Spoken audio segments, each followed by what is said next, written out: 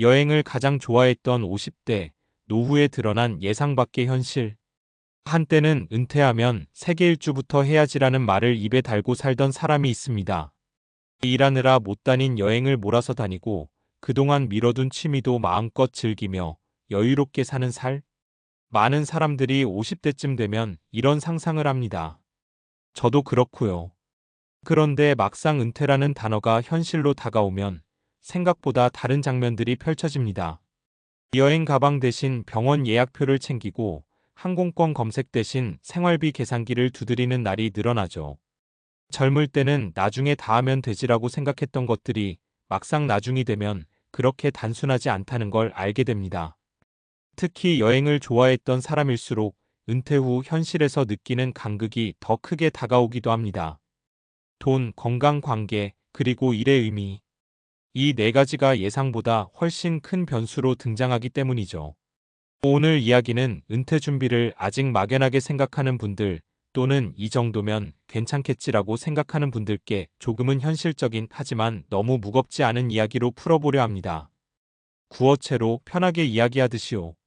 1. 은퇴하면 여행 다니지가 현실이 되려면 많은 분들이 은퇴 후 버킷리스트 1번으로 여행을 꼽습니다. 그런데 막상 은퇴 후 여행을 마음껏 다니는 사람은 생각보다 많지 않습니다. 가장 큰 이유는 단순합니다. 돈과 건강입니다. 현직에 있을 때는 월급이 들어오고 휴가를 내서 여행을 갑니다. 은퇴 후에는 반대로 여행이 곧 생활비에서 나가는 지출이 됩니다. 게다가 의료비도 점점 늘어나죠. 결국 여행은 시간만 있으면 되는 것이 아니라 돈과 체력이 동시에 있어야 가능한 것이 됩니다. 사례 1 여행이 취미였던 김 부장님. 회사에서 해외 출장이 많았던 김 부장님은 은퇴하면 유럽을 한 달씩 돌아다닐 계획이었습니다. 그런데 막상 은퇴 후 2년이 지나자 계획이 바뀌었습니다. 이유는 간단했어요. 예상보다 빨리 늘어난 병원비, 자녀 결혼 지원, 생활비 상승. 결국 유럽 장기 여행은 포기하고 국내 1박 2일 여행으로 만족하게 됐습니다. 본인도 말합니다. 시간은 많아졌는데 마음 편하게 쓰는 돈은 줄었어. 이건 특별한 이야기가 아닙니다. 꽤 많은 은퇴자들이 겪는 현실입니다. 2. 은퇴 준비에서 가장 많이 놓치는 것. 은퇴 준비라고 하면 보통 돈을 먼저 떠올립니다. 물론 중요합니다. 하지만 실제로 은퇴 후 삶의 만족도를 좌우하는 건 돈만이 아닙니다. 크게 세 가지가 있습니다. 고정 지출 구조, 건강 상태, 일 또는 역할의 유무. 특히 세 번째가 의외로 중요합니다. 일을 그만두면 자유로울 줄 알았는데 오히려 허무함이 찾아오는 경우가 많습니다. 사례 2 퇴직 후 더 바빠진 박 과장님. 박 과장님은 여행을 정말 좋아했습니다. 매년 해외여행을 다녔고 은퇴 후에는 더 많이 다닐 계획이었죠. 그런데 은퇴 후 1년이 지나자 우울감이 찾아왔습니다. 이유는 단순했습니다. 할 일이 없더라. 처음 3개월은 여행도 가고 좋았는데 그 이후로는 일상이 길어졌습니다. 결국 지금은 지역 문화센터에서 강의를 하고 소규모 여행 모임을 운영하고 있습니다. 돈은 크게 안 되지만 이게 있어야 살맛이 나. 은퇴 후에도 할 일이 있어야 삶이 안정됩니다. 여행도 좋지만 그 외의 일상이 더 중요해지는 거죠. 3. 노후의 현실 예상 밖의 지출들. 많은 분들이 은퇴 자금을 계산할 때 놓치는 항목이 있습니다. 바로 불규칙 지출입니다. 부모 간병, 자녀 지원, 주택 수리, 건강 관련 비용. 이런 것들이 한 번씩 크게 나갑니다. 여행 자금을 따로 모아놨더라도 이런 지출이 생기면 우선순위가 바뀝니다. 사례 3세계 일주 대신 간병을 선택한 이 선배. 이 선배는 은퇴 후 세계 일주를 계획하고 10년 동안 여행 자금을 따로 모았습니다. 그런데 은퇴 직후 부모님의 건강이 악화됐습니다. 결국 여행 자금 대부분이 간병비로 쓰였습니다. 이 선배가 한 말이 기억에 남습니다. 여행은 다음 생에도 할 수 있겠지. 근데 부모님은 지금이 마지막이더라. 이건 슬픈 이야기라기보다 현실적인 이야기입니다. 인생은 계획대로만 흘러가지 않죠. 그래서 은퇴 준비는 유연성이 중요합니다. 4. 그래서 어떻게 준비해야 할까? 너무 무겁게 들릴 필요는 없습니다. 은퇴 후 삶이 반드시 힘들다는 이야기가 아니라 현실적으로 준비하면 훨씬 좋아진다는 이야기니까요. 제가 주변에서 많이 본 현실적인 준비 방법을 몇 가지 정리해 보면 이렇습니다. 첫째, 여행 자금은 따로 관리하기. 생활비와 여행 자금을 분리해 두면 심리적으로도 여유가 생깁니다. 둘째, 은퇴 후 할 일을 미리 만들어 두기. 취미든 봉사든 소일거리든 돈이 되면 더 좋고요. 셋째, 건강을 자산처럼 관리하기. 체력이 있어야 여행도 갑니다. 이건 정말 많이들 놓칩니다. 넷째, 지출 구조를 미리 경험해 보기. 은퇴 전 1년 정도 예상 생활비로 살아보는 것도 좋습니다. 5. 여행을 좋아하는 사람에게 특히 중요한 것. 여행을 좋아하는 사람은 보통 삶을 즐길 줄 아는 사람입니다. 그래서 은퇴 후에도 비교적 잘 적응하는 편입니다. 다만 한 가지는 꼭 기억해야 합니다. 은퇴 후에도 여행이 삶의 전부가 되면 안 된다. 여행은 삶을 풍요롭게 하지만 일상을 대신할 수는 없습니다. 은퇴 후 행복한 사람들을 보면 공통점이 있습니다. 적당한 일, 안정적인 지출, 꾸준한 건강관리, 가끔 떠나는 여행. 이 네 가지의 균형이 맞습니다. 마무리. 50대는 참 묘한 시기입니다. 아직 젊다고 느끼지만 동시에 노후가 현실로 다가옵니다.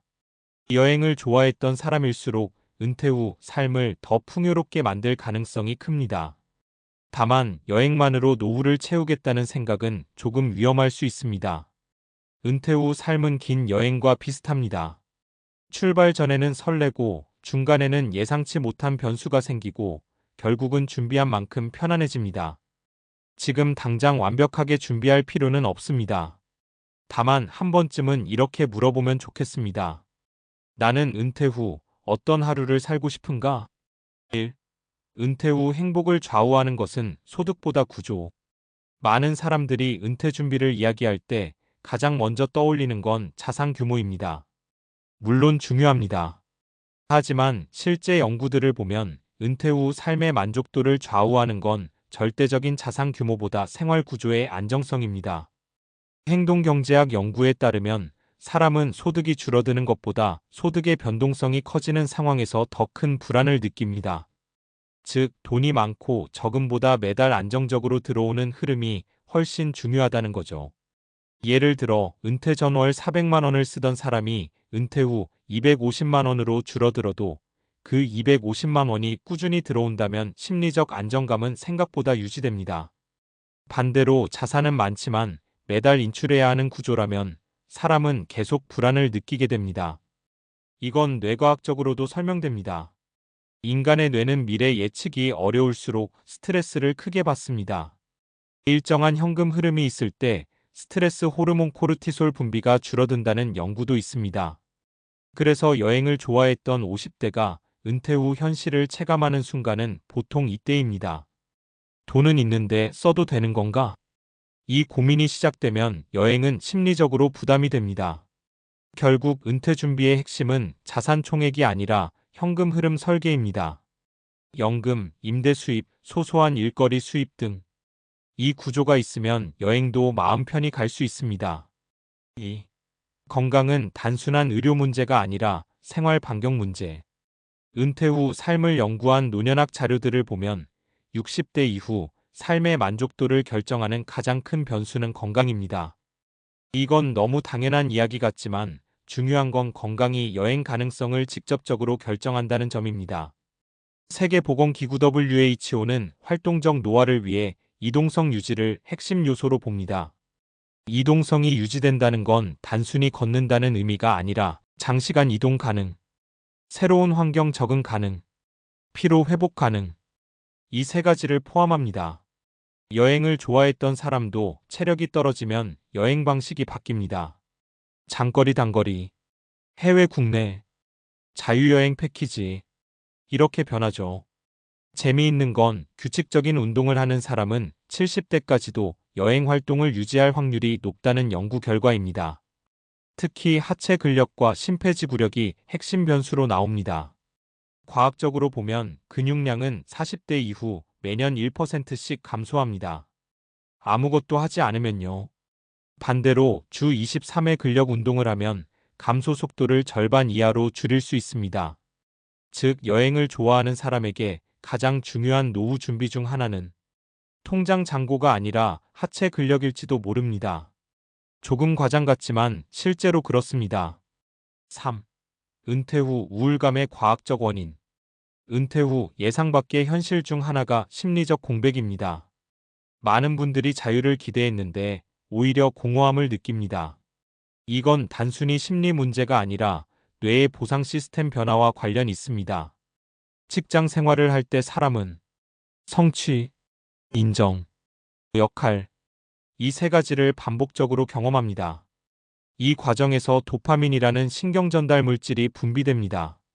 쉽게 말해 살아있다는 느낌을 만드는 화학적 구조죠. 그런데 은퇴 후 이 구조가 갑자기 사라지면 뇌는 보상 자극이 줄어들었다고 느낍니다. 그래서 무기력감이 생깁니다. 여행은 일시적으로 도파민을 높여줍니다. 새로운 환경, 새로운 음식, 새로운 풍경. 하지만 여행이 끝나면 다시 일상으로 돌아옵니다. 그래서 은퇴 후 행복한 사람들의 공통점은 지속적인 역할이 있는 사람입니다. 주 23일 봉사, 모임 운영, 취미 활동. 이건 단순히 시간 때우기가 아니라 뇌의 보상 구조를 유지하는 장치입니다. 신경과학 연구에서는 목표 기반 활동을 하는 노년층이 우울감과 인지 저하가 현저히 낮다는 결과가 있습니다. 결국 은퇴 후 여행이 즐겁기 위해서는 여행이 아닌 날의 삶이 안정돼 있어야 합니다. 4. 노후 지출이 예상보다 커지는 이유. 통계적 착각. 사람들이 은퇴 자금을 계산할 때 자주 하는 실수가 있습니다. 평균값을 기준으로 계산한다는 점입니다. 예를 들어 월 평균 의료비 50만 원. 이 숫자는 맞을 수 있습니다. 하지만 실제 지출은 이렇게 나타납니다. 평소 10만 원. 큰 병 한 번 1,000만 원. 평균은 50만 원이지만 실제 체감은 전혀 다릅니다. 이걸 통계에서는 롱테일 리스크라고 합니다. 드물지만 큰 비용이 발생하는 구조입니다. 은퇴 후 여행 자금이 계획대로 유지되지 않는 이유도 여기에 있습니다. 한 번의 큰 지출이 전체 계획을 흔들어 버립니다.